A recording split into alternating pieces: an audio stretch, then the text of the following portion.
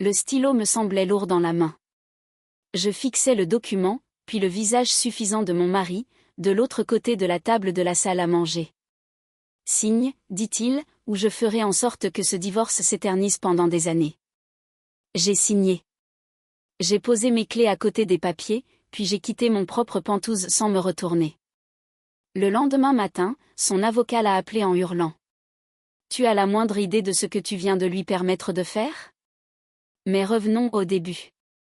J'ai rencontré Marcus lors d'un gala de charité, dans le centre de Seattle, il y a 6 ans. J'avais 32 ans, je venais d'être promu architecte en chef chez Morrison Design Group et j'avais l'impression d'être au sommet du monde. Il s'est approché de moi près de la table des enchères silencieuses, sourire charmeur, costume parfaitement taillé, me parlant de sa start-up technologique révolutionnaire censée transformer l'industrie de la construction. Avec le recul, j'aurais dû voir les signaux d'alarme, sa manie de citer des noms en permanence, ses réponses floues quand je lui demandais ce que faisait réellement son produit, le fait qu'il insistait toujours pour partager l'addition, par souci d'égalité, alors que j'ai découvert plus tard que toutes ses cartes de crédit étaient au plafond. Mais j'étais seule.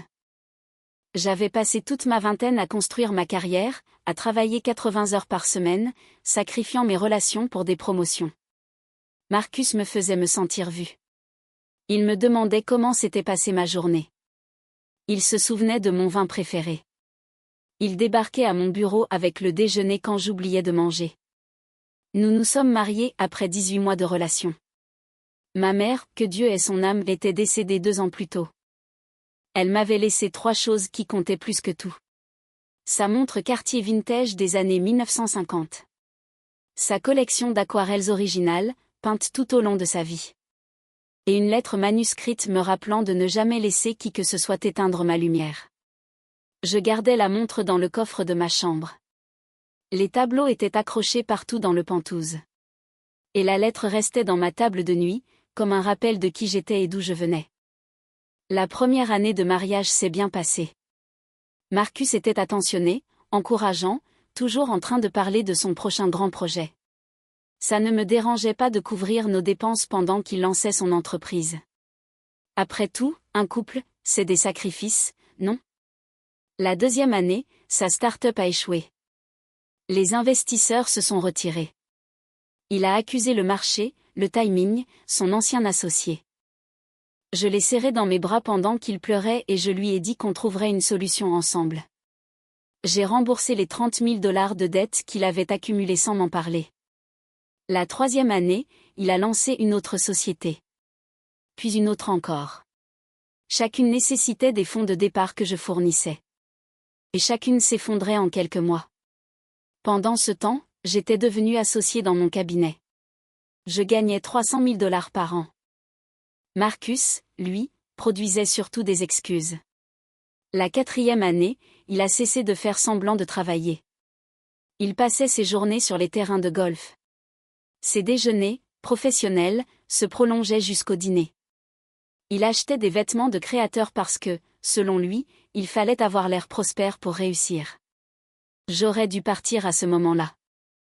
Mais j'entendais la voix de ma mère me dire que le mariage demandait de la patience, que les bons hommes ont parfois besoin de temps pour trouver leur voie. Puis j'ai trouvé les messages. C'était un mardi soir. Marcus avait laissé son téléphone sur le plan de travail de la cuisine pendant qu'il prenait sa douche.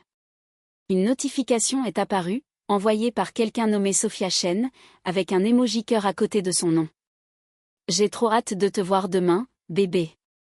Mais la chemise que je t'ai achetée. » Les mains tremblantes, j'ai fait défiler leur conversation. 6 mois. 6 mois de je t'aime, de tu es la seule à me comprendre, et de dès que j'obtiens ma part du divorce, on sera tranquille à vie. Sophia Chen.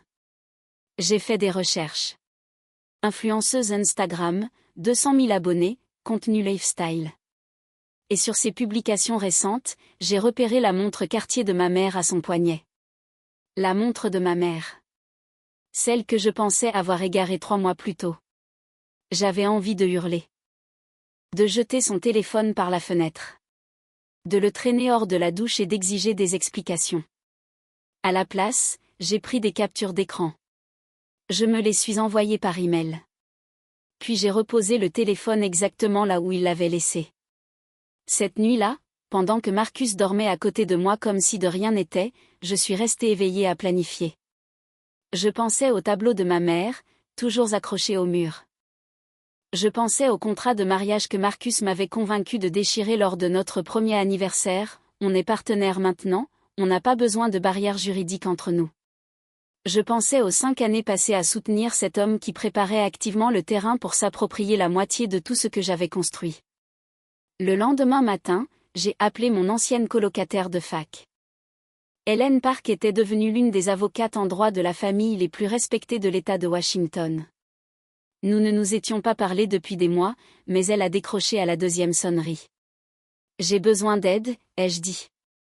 Et de discrétion. Nous nous sommes retrouvés dans son cabinet l'après-midi même.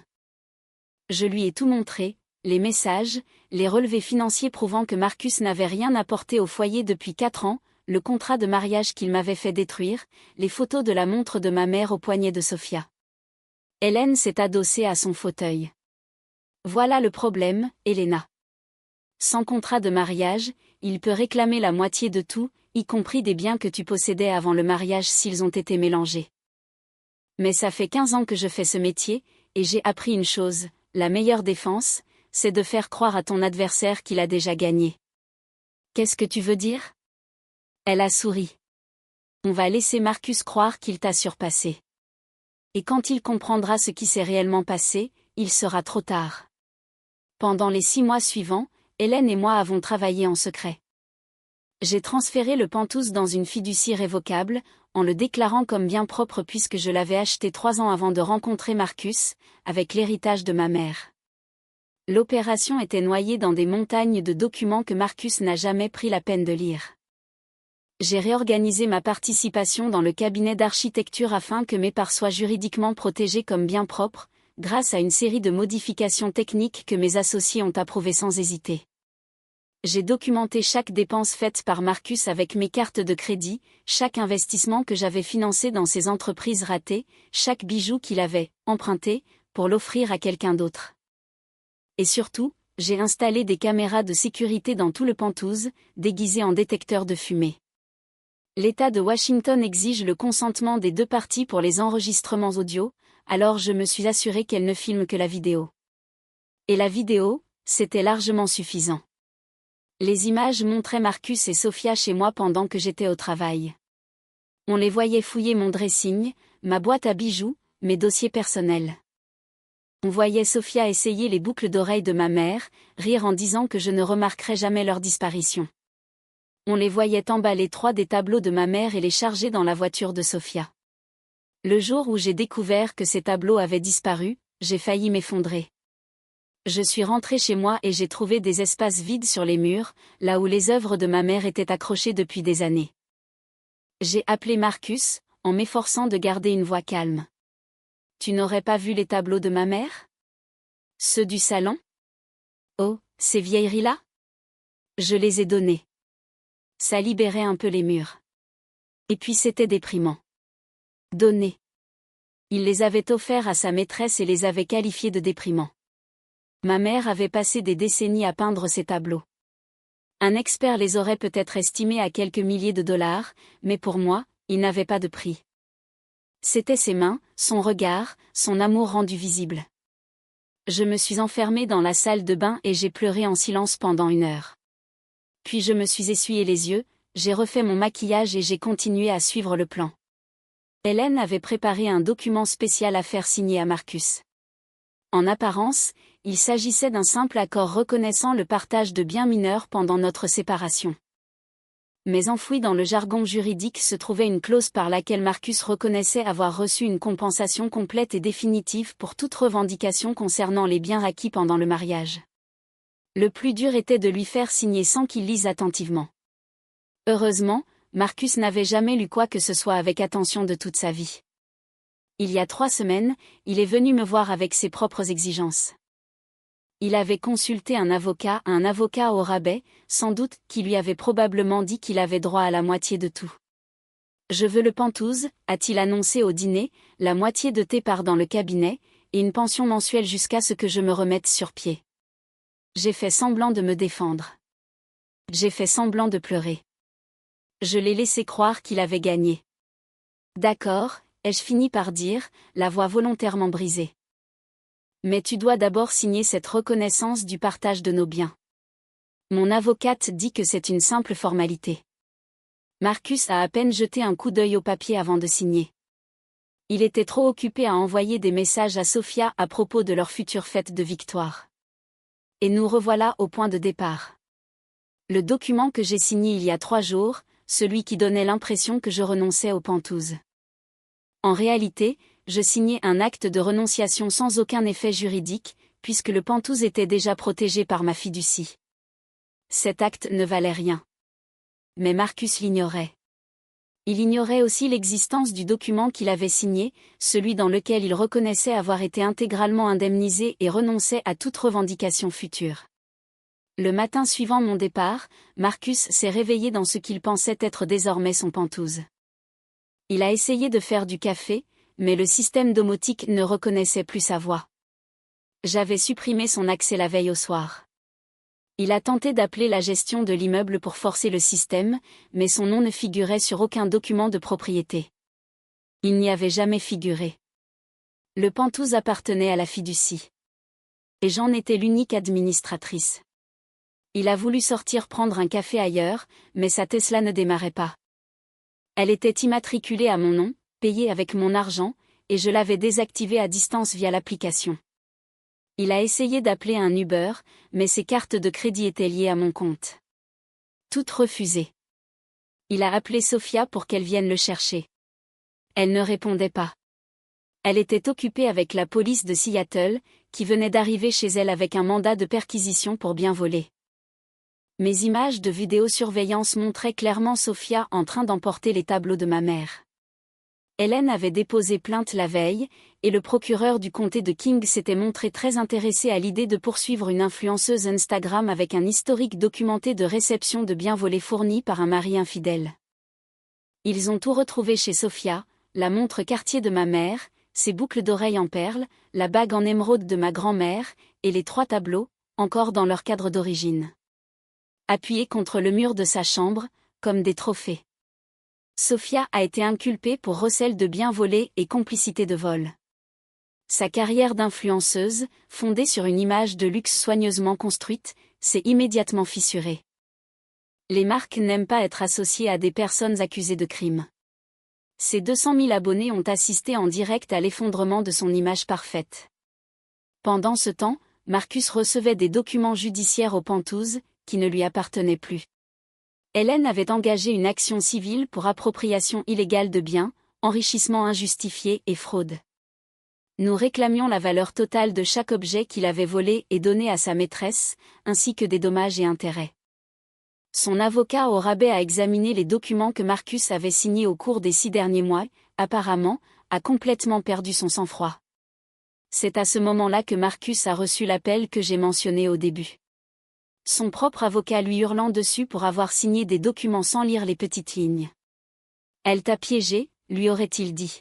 « Chaque document que tu as signé était conçu pour te coincer. Tu n'as aucun droit sur le pentouse, aucun droit sur son entreprise, et maintenant tu es poursuivi pour vol et fraude. Comment as-tu pu ne rien voir venir ? » Marcus m'a appelé 17 fois ce jour-là. Je n'ai pas répondu. À la place, j'étais installé dans une suite du Four Seasons, une coupe de champagne à la main, regardant la skyline de Seattle à travers les baies vitrées du sol au plafond. Hélène m'appelait toutes les quelques heures pour me tenir informée. La police avait récupéré tous les biens de ma mère. Sophia avait été libérée sous caution, mais faisait face à des accusations graves. Le procès civil de Marcus allait lui coûter tout ce qu'il avait, ce qui n'était pas grand-chose, et le poursuivre pendant des années. Il y a encore une chose, m'a dit Hélène. Son avocat essaie d'annuler les documents que Marcus a signés, en invoquant la contrainte ou la fraude de ta part. J'ai ri. Bon courage. Tous les documents ont été signés devant témoins, notariés et examinés par des conseillers juridiques indépendants. Marcus a choisi de ne pas les lire. Ce n'est pas mon problème. Exactement. Leur requête sera rejetée. Tu vas sortir de tout ça avec tout ce que tu avais avant de le rencontrer, plus des dommages et intérêts, et le plaisir de le voir expliquer à un juge pourquoi il a offert les héritages familiaux de sa femme à sa maîtresse. Le divorce a été finalisé 6 semaines plus tard. Marcus n'a rien obtenu. Pire encore, le tribunal l'a condamné à verser des indemnités pour tous les objets qu'il avait volés, vendus ou donnés au fil des années. Le service à thé en argent de ma grand-mère. Des livres de la collection de mon père. De petites choses qu'il prenait en pensant que je ne le remarquerais pas, ou que ça m'était égal.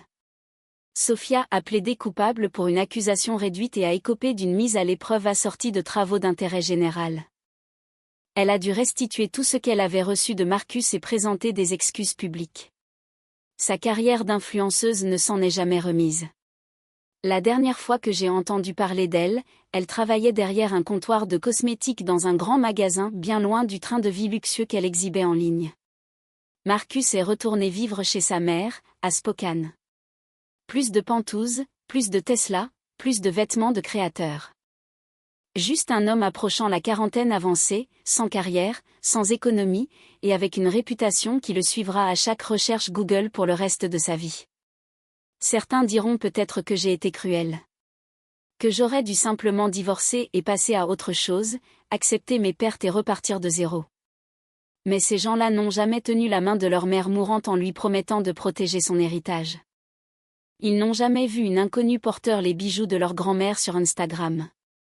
Ils n'ont jamais entendu leur mari qualifier des œuvres familiales inestimables de « déprimantes ». Je n'ai pas été cruelle. J'ai été méthodique. La semaine dernière, j'ai raccroché les tableaux de ma mère dans le Penthouse. J'ai remis sa montre Cartier dans le coffre de ma chambre, à côté de sa lettre, celle que je relis chaque fois que j'ai besoin de force. Je me suis assise dans mon salon, entourée de tout ce qu'elle m'avait laissé, et pour la première fois depuis des mois, je me suis autorisée à ressentir le chagrin que j'avais repoussé. J'ai pleuré le mariage que je croyais avoir.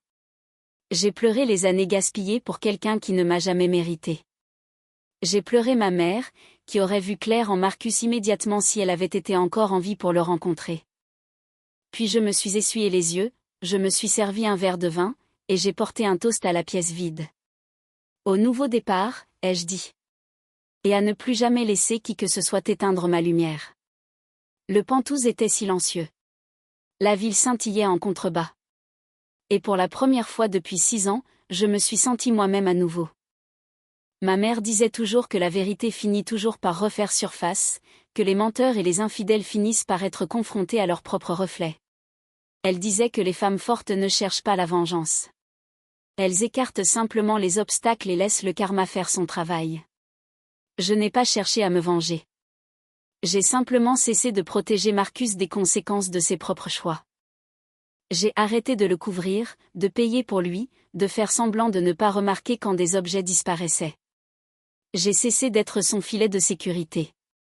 Et sans moi pour le rattraper, il est tombé. Parfois, la nuit, je me demande si j'aurais pu agir autrement. Si, le jour où j'ai découvert les messages avec Sophia, je l'avais confronté immédiatement, est-ce que les choses se seraient mieux terminées? Aurions-nous eu une conversation honnête sur ce qui n'allait plus dans notre mariage? Mais alors je me souviens de la façon dont il riait avec elle en parlant de me voler. De la manière dont il appelait les tableaux de ma mère, déprimants. De son plan pour s'approprier la moitié de tout ce que j'avais construit, après 5 ans à n'apporter que des mensonges. Non. Il n'y avait pas de conversation honnête possible avec Marcus. Il n'y avait qu'une extraction. Comme retirer une tumeur avant qu'elle ne se propage. Hélène et moi déjeunons toujours ensemble une fois par mois. Elle est devenue bien plus que mon avocate. Elle est le rappel que les femmes que nous rencontrons dans la vingtaine, quand nous luttons et rêvons toutes, deviennent parfois celles qui nous sauvent dans la quarantaine. Tu sais ce qu'il y a de mieux? M'a-t-elle dit lors de notre dernier déjeuner. Son propre avocat l'a pratiquement traité d'idiot au tribunal.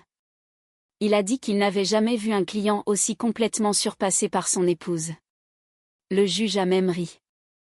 J'ai souri en l'entendant, pas par plaisir face à l'humiliation de Marcus, mais parce que cela confirmait ce que j'avais toujours su. Je n'étais pas l'épouse naïve qu'il pensait manipuler. J'étais une femme qui avait bâti sa carrière, obtenu un partenariat et acheté un pantouse avant même de le rencontrer. J'étais la fille de ma mère. Et nous ne nous brisons pas facilement. Si tu regardes cette histoire et que tu y reconnais des fragments de la tienne, je veux que tu saches une chose, documente tout. Trouve un bon avocat. Et ne laisse jamais, jamais quelqu'un te faire croire que tu demandes trop simplement parce que tu veux garder ce qui est à toi. Mon mari pensait être la personne la plus intelligente de la pièce. Il croyait qu'un sourire charmeur et de fausses promesses suffiraient pour s'emparer de tout ce pourquoi j'avais travaillé. Il avait tort. Aujourd'hui, chaque matin, je me réveille dans mon pantouse, je prépare mon café dans ma cuisine connectée qui ne répond qu'à ma voix, et je regarde les tableaux de ma mère sur des murs qui m'appartiennent à moi et à moi seule. Ce n'est pas de la vengeance. C'est de la justice. Si tu es arrivé jusqu'ici, laisse un commentaire et dis-moi ce que toi tu aurais fait à ma place. L'aurais-tu confronté immédiatement? Serais-tu simplement parti en lui laissant tout ce qu'il voulait? Et si tu as vécu quelque chose de semblable, sache que tu n'es pas seule. Nous sommes plus nombreuses que tu ne le crois.